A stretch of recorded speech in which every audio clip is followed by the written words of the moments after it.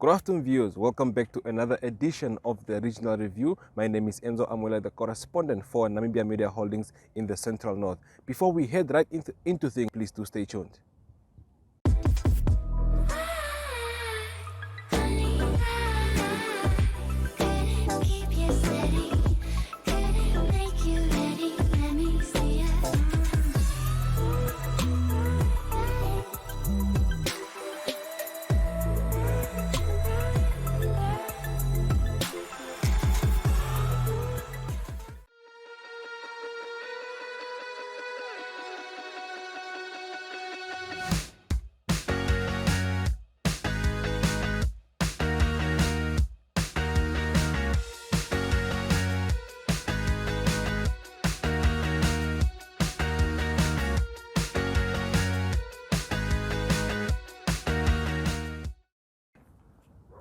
Welcome back from our daily ad viewers. First up in our news, the governor of the mighty Otshonzupa region, James Werika, has called on private schools to relook at their pricing models as it's a bit, if not too expensive. He made these remarks at the regional awards in Otjiwarongo.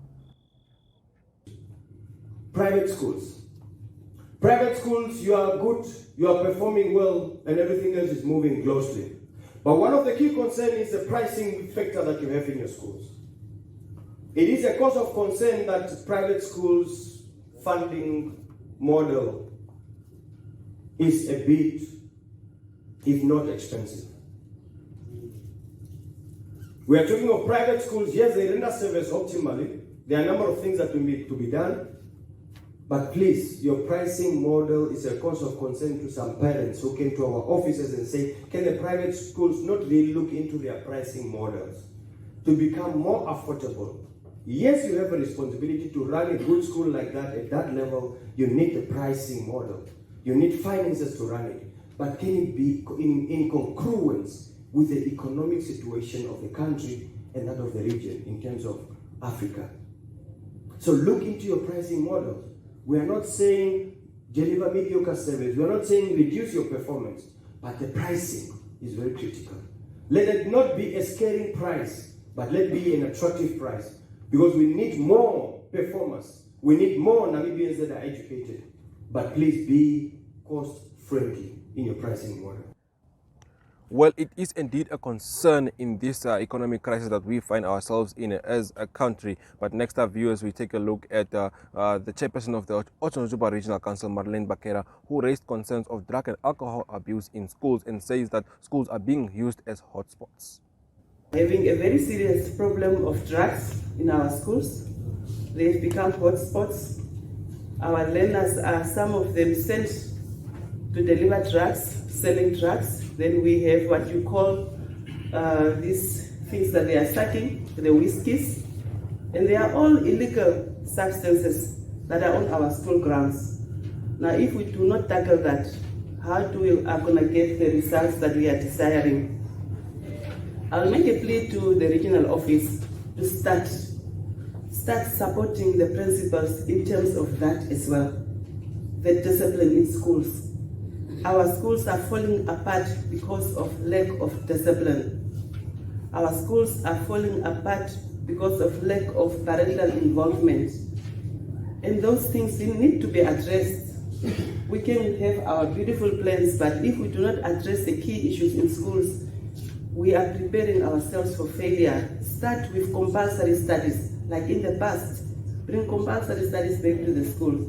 Bring education systems into place for us to achieve what we are planning to achieve. And of course, Madam Director, Monica Kenkop and myself, we are together. Following education news, the Executive Director of the Ministry of Education, Arts and Culture, Sanes Tenkam, says that the government surpasses its annual budget within the education sector in Namibia, which is a milestone, especially for the education in Namibia.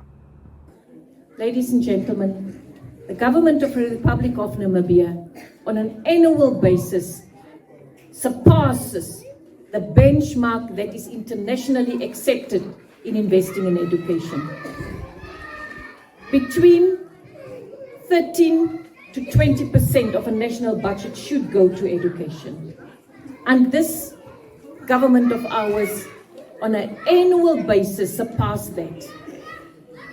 The investment as we know, mostly goes into teacher salaries, staff members' salaries, because we have more than 850,000 learners that we are catering for.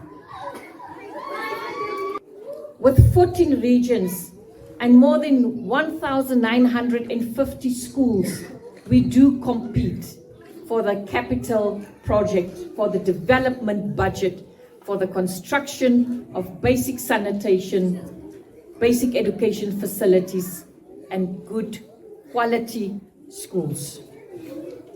Next up, viewers, the governor of Otranjuba region, James Werika, has called on schools to stop with corruption practices. And he says things like this make things difficult, and it makes it difficult for progressiveness to take place. Corruption practices, down with them. Because if you are in a recruitment department and you are only purposefully selecting and recruiting a certain arena or group or stream, that already is a connotation or leaning towards a corrupt activity that you are executing.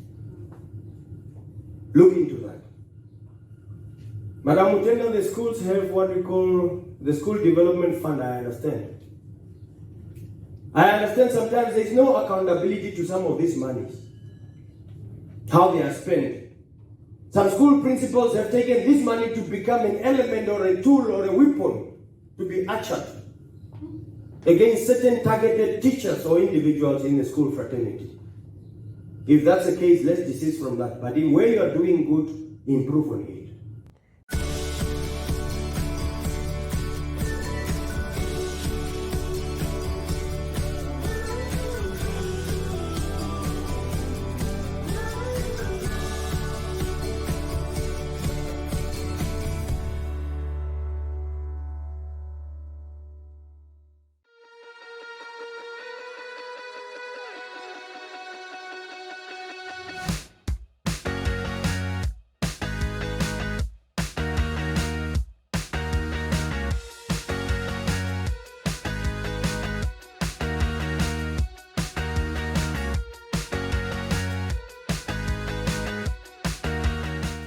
Viewers, that brings us to the end of our news segment. Now we head over to our interview segment with Mr. Losper, who is a socio-political activist in Namibia. Yeah, my name is Meki Oswald Losper. I'm a socio-political activist in Namibia. I'm an activist in the Sabo Party of Namibia.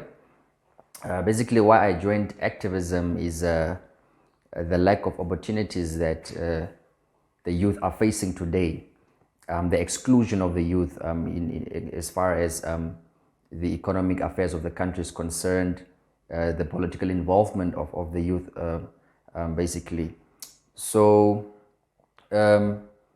basically, I was also a candidate for the Landless People's Movement. Prior to that, I was actually also a SAPO member. And many would ask me, but why did you perhaps move from SAPO to the Landless People's Movement? You know, during that time, we had such a great amount of corruption within the party as well as in the country. So we had to, at some point, shake up things in the SAPO party so that the youth can be heard. And which was actually quite effective, so to speak. It was actually a success. Although I did not win the elections, it was actually quite effective. So I came back to the SAPO party because of the strong political conviction that I had, because there was no alternative party other than the SAPO party that I actually had to be in, because anything or my vision for the youth in the country can only be realized to its full effect through the SAPO party. And those are basically things such as land distribution. You know, you can't say that you're in opposition to the ruling party and then you want to give people land. It doesn't make sense. So our main concern, actually, even if you look at parties or movements such as the affirmative repositioning, the Namibian Economic Freedom Fighters, the Popular Democratic Movement, basically all our concerns are based on land, because without land we can't do anything. So, because with land you know you have access to agriculture. With land you have access to water. With land you have access to probably have power, you know, etc. So that is basically how my activism rolls. So I decided to move to Ochiwarango for academic reasons. But as I came here, actually, I realized that, there are so many things that actually lacks, as far as the youth are concerned. Such things are like the economic involvement of the youth. There's actually no motivation for the youth as far as the Odzonjuba region is concerned. And I'm actually very happy that, the region actually has a governor such as the Honorable James Orikwa, the Honorable Governor of the region, whose main concern actually, and I was also fortunate enough to have been appointed by him as an advisor for social and youth affairs. Because his main concern also is, how do we empower the youth? He has tasked me also to come up with a strategic plan as to how do we get now the youth involved in all the aspects, in tourism, in agriculture, in basically anything that basically has to do as far as realizing or gaining, the economic emancipation for the youth. So basically that's my purpose, is to, apart from the academic that I came for, that now I got involved with the Honorable Governor to, see how we can, get the youth involved in going. Part of the problems which I've seen in the region really is the issue of unemployment, and this actually, it's not actually just special, to the region, but it's actually a national concern. But really the main concern that we have is unemployment, and also the inability to fund startups or startup businesses, the inability of the government to empower local businesses. Those are really the issues that we need to look at as a country. There's also another issue in the region, that is the issue of marginalism, as when you also look at people like the San community, when you go to areas such as the Roida Heg, you go to areas such as Chumkwe, and Omatako, there are basically no opportunities for the marginalized people there. So we really need to come up with strategies as to how, not just the San people, but the general youth, at large, how do we then get them into the economic scale? How do we then get them to participate in the economic affairs of the region? So those are some of the problems that we face in the region. And really, I should also just take this opportunity to really encourage His Excellency the President of the Republic, as well as the SWAPO party and those who are actually in charge of the economic affairs of this country, to really, at all costs, have youth participate in every economic activity that is there. Because without the youth, really, we're actually going nowhere, because these youth have the minds, they have the energy, but they just don't have the opportunities to get them going. And we always, as government, come down to say that no, we are going to initiate this project of youth empowerment, but that is just a word that we are using to really oppress the youth. We need to manifest when we say that we are going to empower the youth. So with just a spoken word, we are really doing nothing. And also I have to advise the president also to, when you look also at the Ministry of Youth and Sports and etc., we can't have a minister that is not a youth running that same ministry that is saying it's a ministry for the youth. It really doesn't make sense, because obviously that minister cannot or will not be able to relate to the youth problems that we have.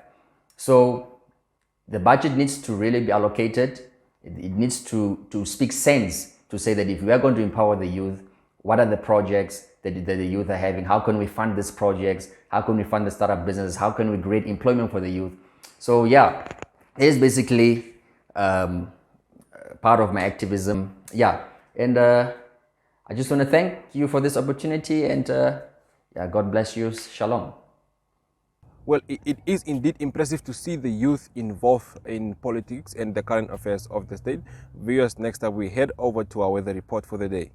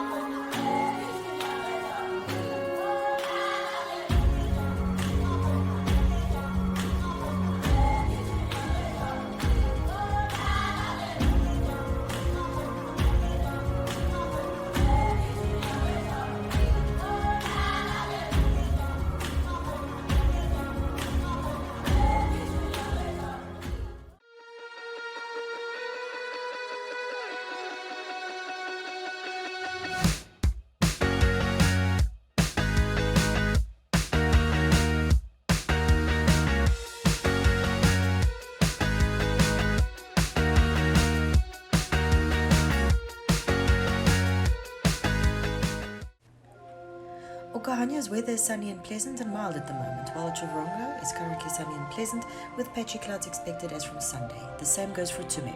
Grootfontein is pleasant with lots of sunshine, but partly sunny conditions are forecast as from Monday. Okukarara is sunny and pleasant with a chilly 4 degrees expected on Saturday night. However, the days are still a hot 30 degrees. Viewers, that brings us to the end of our show here today. I hope to see you guys again next week, Thursday, same time.